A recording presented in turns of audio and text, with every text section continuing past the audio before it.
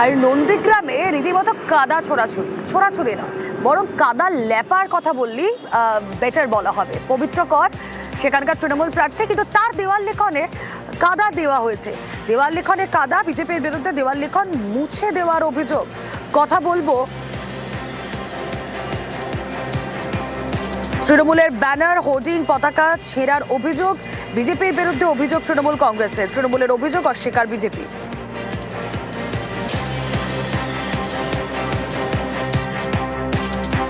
এটা হচ্ছে বিজেপির দুষ্কৃতীরা করেছে, তাদের প্রার্থীর নামের উপরে ভালো করে কাদা লেপেছে।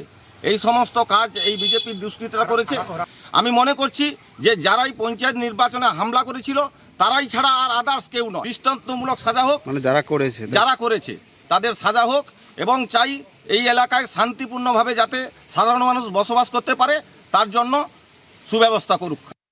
তৃণমূল কংগ্রেস ভারতীয় জনতা পার্টি সম্পর্কে মিথ্যাচার করছে, মিথ্যা দোষারোপ করছে।